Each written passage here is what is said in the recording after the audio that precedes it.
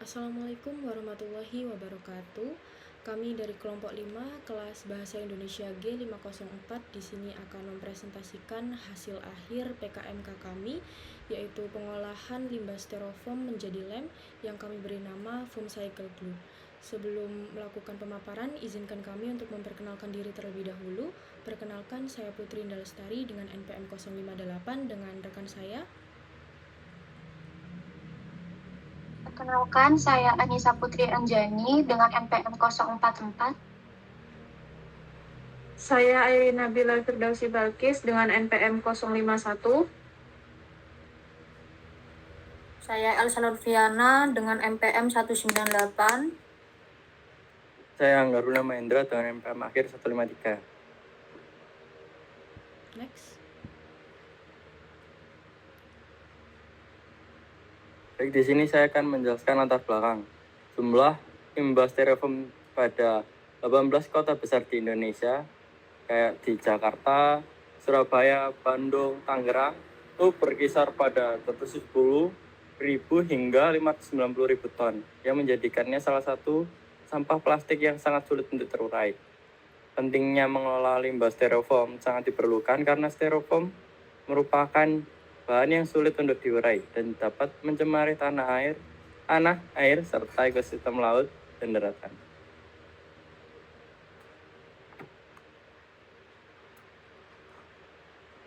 Baik, sasaran konsumen di sini yaitu ibu rumah tangga dan komunitas PKK, pengrajin dan pelaku UMKM, pelajar dan mahasiswa.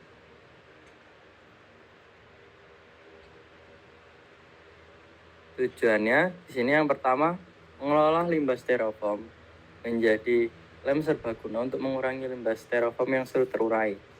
Yang kedua, menciptakan produk baru dari limbah styrofoam untuk meningkatkan nilai guna dan mengurangi pemborosan sumber daya. Yang ketiga, mendorong kesadaran akan daur ulang dan melakukan inovasi ramah lingkungan.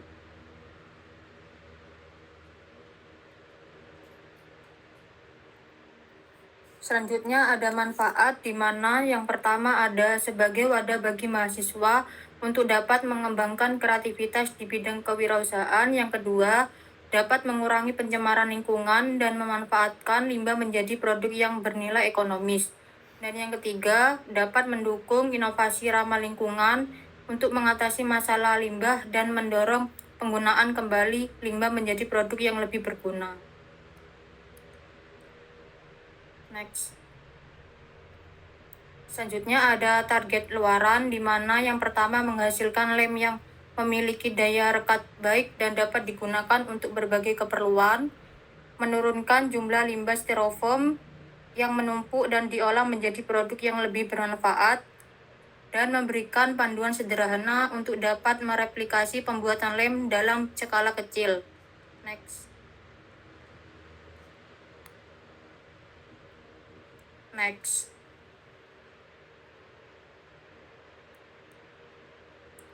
Selanjutnya ada kondisi umum lingkungan, di mana sampah styrofoam atau polistiren kini menjadi masalah lingkungan yang cukup mengkhawatirkan di Indonesia.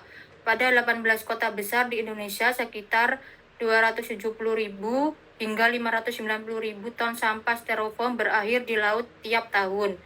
Jumlah ini membuat styrofoam termasuk jenis plastik yang paling banyak mencemari alam. Di Surakarta, sampah styrofoam menyumbang sekitar 6% dari total sampah plastik.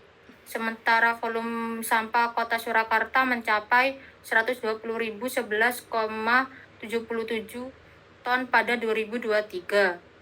Sementara di Bandung, sampah styrofoam dari rumah tangga, UMKM, dan bisnis bisa melebihi 20 ton per bulan dan sebagian besar terbuang ke tempat pembuangan akhir.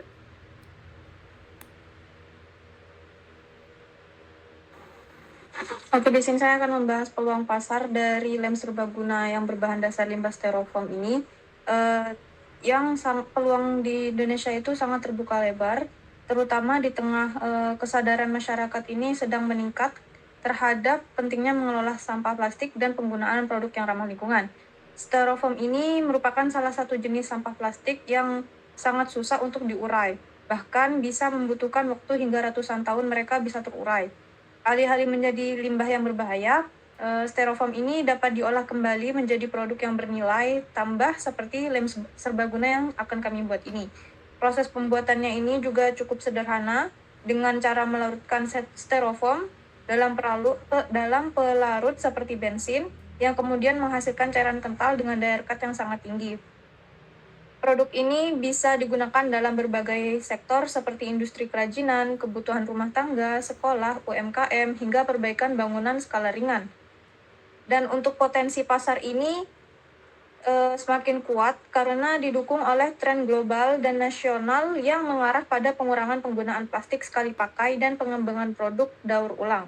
Selain itu, bahan baku yang digunakan ini kita bisa mencarinya dari limbah-limbah sampah styrofoam yang sudah tidak digunakan. Bahkan dari kami sendiri itu tidak mengeluarkan biaya tambahan atau gratis yang menjadi nilai tambah bagi sistem pengelolaan limbah styrofoam yang baik, sehingga inovasi ini juga dapat menjadi solusi yang baik juga bagi sosial dan lingkungan.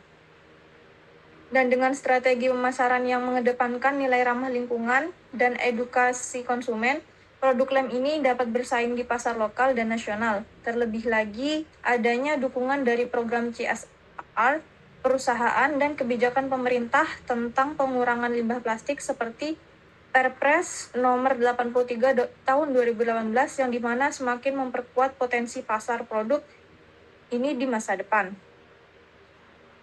Setelah itu, di sini saya akan membahas analisis biaya dan pendapatan usahanya.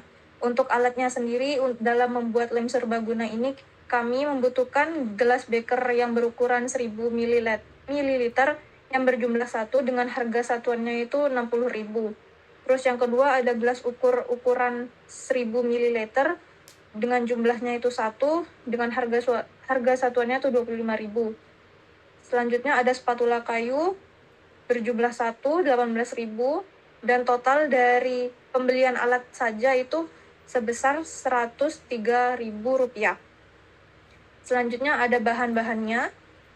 Yang pertama ada pelarut dan bensin. Di sini kami menggunakan 5.000 ml bensin dengan harga kisarannya itu 10.000 per liternya. Dan harga aslinya itu menjadi 50.000. Terus yang kedua ada soda kue itu berjumlah 1 kg yang dimana harga satuannya itu 10.000 dan harganya tetap 10.000. Selanjutnya ada limbah styrofoam. Di sini kami membutuhkan 2 kg hingga lebih dari 2 kg dengan harga satuannya itu tanpa biaya karena kita mengambil dari limbah plastik. Lalu selanjutnya ada wadah yang kami gunakan untuk mengemas hasil lem serbaguna ini, yaitu berukuran 100 ml yang berjumlah 10 biji dengan harga satuannya itu per bijinya itu 22.000 sehingga harga keseluruhannya itu 220.000. Jadi untuk subtotal dari pembelian bahan sendiri itu ada 280.000. Lalu yang selanjutnya ada biaya produksi. Di sini kami menghitung total biaya produksinya itu dengan cara fixed cost ditambah variable cost sama dengan Rp103.000 ditambah Rp280.000 yang apabila ditambahkan menjadi Rp383.000. Selanjutnya ada penentuan HPP. Di sini kami mengambil dalam 1 bulan bekerja dan dalam 25 hari kerja itu kami memproduksi sekitar untuk HPP-nya sendiri itu dengan cara biaya produksi dibagi total produksi. Untuk total produksinya ini kami mengkisarkan dapat memproduksi sebanyak 50 unit sehingga biaya produksi dibagi total produksi ini sama dengan 383.000 dibagi 50 unit sama dengan 7.660 itu per unitnya. Selanjutnya, di sini saya akan menjelaskan mengenai analisa BEP dan juga analisa keuntungan. Pertama, dari analisa BEP, rumus dari BEP per unit yaitu fixed cost dibagi price dikurangi variable cost dibagi unit. Untuk fixed cost yaitu sebesar 103.000 dibagi harga jual per unit yaitu 10.000 dikurangi variable cost 280.000 dibagi 50 unit. Dengan demikian, hasilnya adalah 23,4 unit atau dapat dibulatkan menjadi 24 unit. Selanjutnya, analisa keuntungan. Untuk keuntungan per 3 bulan didapat dari selisih antara total penjualan per 3 bulan dikurangi biaya produksi per 3 bulan. Untuk total penjualan per 3 bulan, 10.000 dikali 50 dikurangi biaya produksi per 3 bulan, yaitu sebesar 383.000, sehingga menghasilkan keuntungan sebesar 117.000.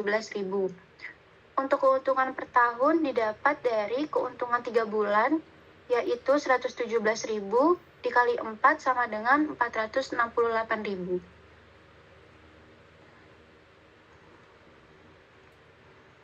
Next.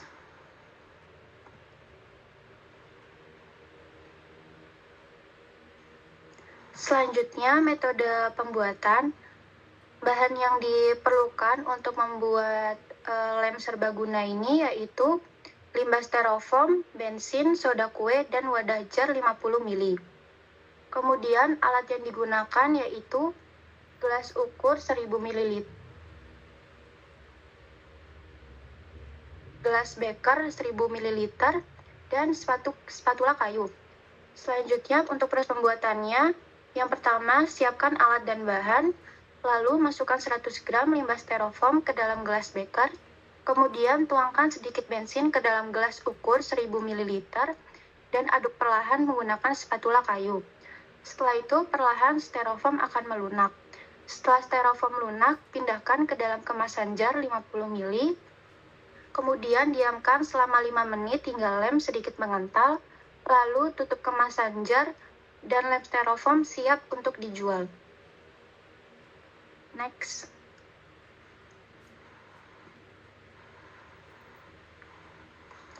Selanjutnya yaitu pengemasan. Produk lem dari daur ulang styrofoam ini akan dikemas dalam jar berukuran 50 ml. Jar ini dipilih karena mudah digunakan, efisien, dan mampu menjaga kualitas produk selama penyimpanan tanpa menyebabkan pemborosan bahan. Lalu, setiap jar akan dikemas ulang menggunakan kardus sebagai pelindung tambahan saat pengiriman dan penyimpanan, sekaligus berfungsi untuk menyampaikan informasi produk secara jelas kepada konsumen.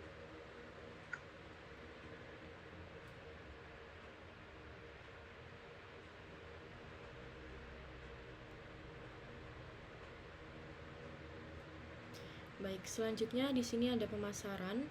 Di pemasaran ini kami akan memasarkan produk foam cycle dan juga mengenalkan produk foam cycle ini kepada target konsumen yang telah kami tetapkan. Kami akan melakukan promosi dan juga pengenalan produk ini melalui sosial media seperti Instagram, Facebook, WhatsApp, TikTok, dan juga promosi word of mouth. Terkhusus untuk promosi melalui Instagram, Facebook, dan juga TikTok, di sini kami akan menggunakan konten-konten yang menarik dan juga relevan terhadap kebutuhan dari target yang telah kami tetapkan. Untuk proses pembelian tersendiri, di sini kami menggunakan sistem pre-order, di mana konsumen dapat membeli produk kami melalui nomor yang telah tercantum. Kemudian kami akan membuat produknya sesuai dengan jumlah pesanan yang masuk ke kami. Kami melakukan atau menerapkan sistem pre-order ini karena ingin melakukan efisiensi dan juga meningkatkan efektivitas produksi, karena kami tidak ingin meningkatkan biaya yang tidak dibutuhkan di masa yang akan datang. Next. Baik, selanjutnya di sini ada anggaran biaya PKMK kami. Ada 4 jenis pengeluaran. Di sini yang pertama ada pengeluaran perlengkapan yaitu senilai Rp103.000.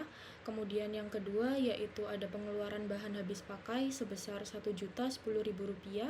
Yang ketiga ada pengeluaran perjalanan sebesar Rp100.000 dan yang terakhir yaitu biaya lain-lain sebesar Rp550.000. Jadi total keseluruhan anggaran biaya PKMK kami adalah senilai Rp1.763.000. Selanjutnya, yang terakhir di sini ada jadwal kegiatan. Yang pertama ada kegiatan promosi dan juga branding yang akan kami lakukan pada bulan kedua di minggu pertama hingga bulan keempat minggu keempat yang akan ditanggung jawabi oleh Airin Nabila. Kemudian kegiatan yang kedua ada persiapan alat dan bahan yang akan kami lakukan pada bulan pertama di minggu pertama hingga minggu keempat yang akan ditanggung-jawabi oleh saya sendiri, Putri Indah Lestari. Kemudian kegiatan yang ketiga ada produksi karya atau produksi foam cycle glue yang akan kami lakukan pada bulan kedua di minggu pertama hingga bulan keempat minggu keempat yang akan ditanggung-jawabi oleh Elsa Lutfiana. Kemudian yang keempat ada pemasaran yang akan kami lakukan pada bulan kedua minggu kedua hingga bulan keempat minggu keempat yang akan ditanggung-jawabi oleh Airi Nabila. Dan yang kelima ada evaluasi usaha. Di sini kami menetapkan evaluasi usaha di bulan kedua minggu keempat, bulan ketiga minggu keempat, dan juga bulan keempat minggu ketiga. Evaluasi usaha ini kami tetapkan untuk meningkatkan kualitas dari operasional dan juga kualitas foam cycle glue tersendiri.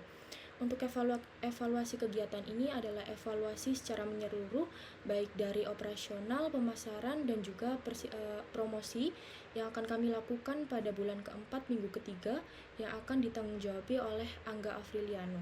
Kemudian kegiatan yang terakhir yaitu ada laporan pertanggungjawaban yang akan kami laksanakan pada bulan keempat minggu ketiga hingga minggu keempat yang akan ditanggung-jawabi oleh Anissa Putri Anjani.